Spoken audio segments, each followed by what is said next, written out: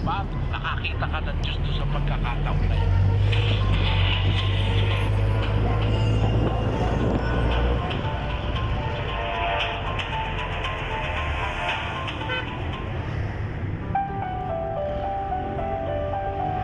Unang Juan 3:17-18. Datapwat ang sinumang mayroong mga pag-aari sa sanglibutang ito at nakikita ang kanyang kapatid na nangangailangan at dooy ipagkait ang kanyang awa, paanong mananahan ang pag-ibig ng Diyos sa kanya? Mumuntikong mga anak, huwag tayong magsiibig ng salita ni ng dilaman, kundi ng gawa at katotohanan. Ayon. Ba yung palang pagkakait ng awa na pwede mo namang gawin, ibig sabihin nun, hindi nananahan ang pag-ibig ng Diyos sa'yo. Ano, kahulugan?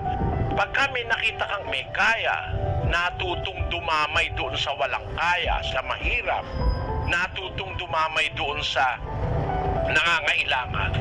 Yung act na yon, na yung gawain na yon na yung merong kaya ay dumamay sa walang kaya, sa gipit, nakakita ka ng Diyos doon. Basahin mo yung 19:17 ng Kawikaan. Ang naaawa sa dukha ay nagpapautang sa Panginoon at ang kanyang mabuting gawa ay babayaran sa kanya uli. Yan. Parang manifestation ng Diyos yan eh. Yung magkaroon ka ng awa sa dukha.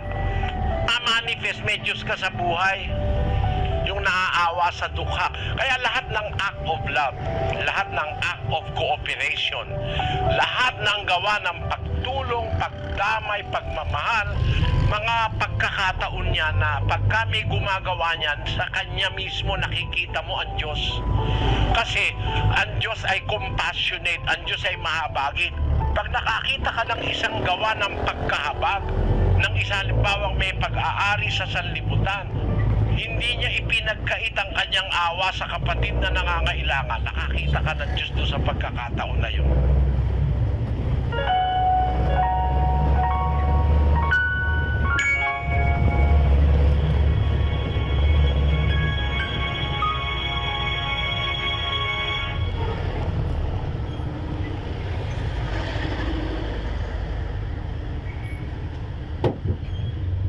Lahat naman po ng tao, iisa lang ang tungkulin natin sa Diyos eh. Pakinggan nyo sa 12:13 ng Ecclesiastes. Ito ang wakas ng bagay. Lahat ay narinig.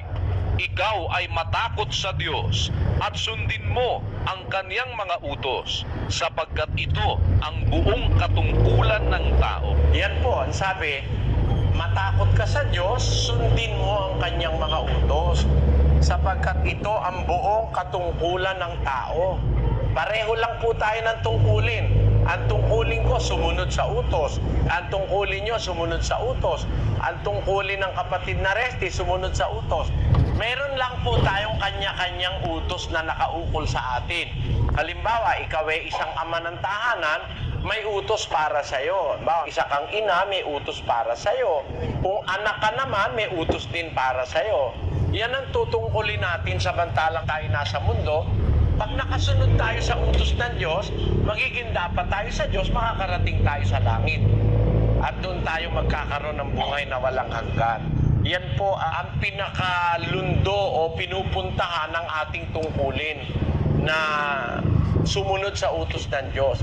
Isa pa nating tungkulin yung paggawa natin ng kabutihan sa Diyos at sa kapwa. Sa 2:10 ng Efeso, ganito nakasulat. Sapagkat tayo'y kaniyang gawa na nilalang kay Kristo Jesus para sa mabubuting gawa na mga inihanda ng Diyos ng una upang siya nating lakaran. Ayon, tayo ang wika ay ginawa niya para sa mabubuting gawa. Alam nyo, kaya maraming tao ngayong napapahamak kasi ang ginagawa nila mali, hindi mabuti. Kung alin yung masama, yun ang gustong gawin ng tao. Pero ang sabi ng Biblia, tayo nilalang para sa mabubuting gawa. Na ito ang mga inihanda ng Diyos ng una upang siya nating lakaran, sabi ng kasulatan.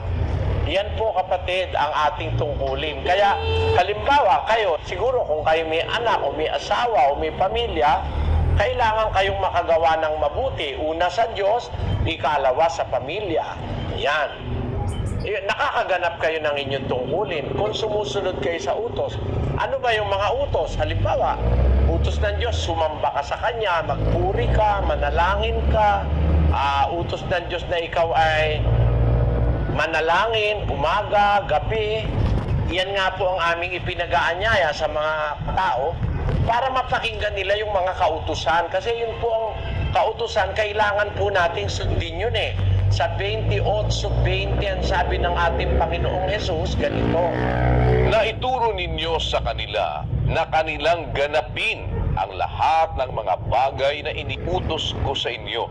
At narito, ako'y sumasa inyong palagi hanggang sa katapusan ng mga panahon. Ayon, ang sabi ng Panginoon, bago siya pumanik sa langit, ituro niyong ganapin ang lahat ng iniuutos ko sa inyo.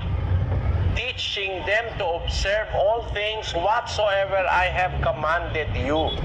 So yung mga commandments, yung kautusan, utos ng Diyos, talagang tungkulin natin na yun ay sundin. Yan po ang ating tungkulin, kapatid.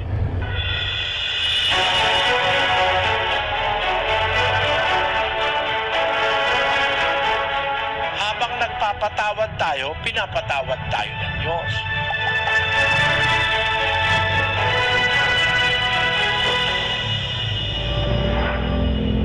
Ang Diyos nagpapatawad at utos niya sa atin, magpatawaran din tayo.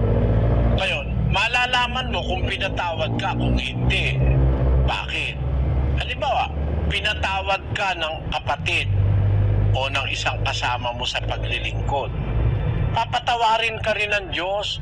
Yun ang batas sa iglesia, magpatawaran kayo. Sabi dun sa Kolosas, basahin natin ang 3:12.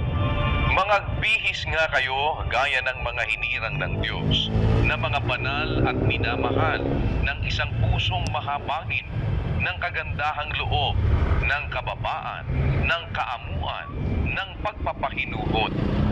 Mangagtiisan kayo sa isa't isa at mangagpatawaran kayo sa isa't isa. Kung ang sino man ay may sumbong laban sa kanino man, na kung paanong pinatawad kayo ng Panginoon, ay gayon din naman ang inyong gawin. Magpapatawaran, batas yun sa iglesia ng una eh. Kaya ba, nagpatawaran tayo, papatawarin din tayo. Pagka nagpatawad ka, nagpatawaran kayo, alam nyo na pinatawad kayo ng Diyos. Dapat alam mo yun. Kasi utos niya pag pinatawad mo, papatawarin ka rin niya. Sa 14 ng Mateo. Sapagkat kung ipatawad ninyo sa mga tao ang kanilang mga kasalanan, ay patatawarin naman kayo ng inyong Ama sa kalangitan. Datapwat kung hindi ninyo ipatawad sa mga tao ang kanilang mga kasalanan, ay hindi rin naman kayo patatawarin ng inyong Ama ng inyong mga kasalanan. Pagka alam mo pinatawad mo yung kapwa mo, yung kapatid mo, alam mo, pinatawad ka rin ng Diyos kasi yun ang gusto niya eh. Magpatawaran kayo, sumunod ka. Kaya papatawarin ka ng Ama. Alam mo na pinatawad ka. Kasi nagpatawad ka rin eh. Ganun ang alam ng mga unang Kristiyano. Basahin natin ang 2 Korinto, Kapitulo 2, versikulo 10. Datapwat ang inyong pinatatawad ng anuman ay pinatatawad ko rin naman, sapagkat ang aking ipinatawad naman, kung ako'y nagpapatawad ng anuman, ay dahil sa inyo, sa harapan ni Kristo. Alam natin kasi meron kang kaaway, pinatawad mo, papatawarin ka rin ng Ama kung nagkasala ka. Habang nagpapatawad tayo, pinapatawad tayo ng Diyos.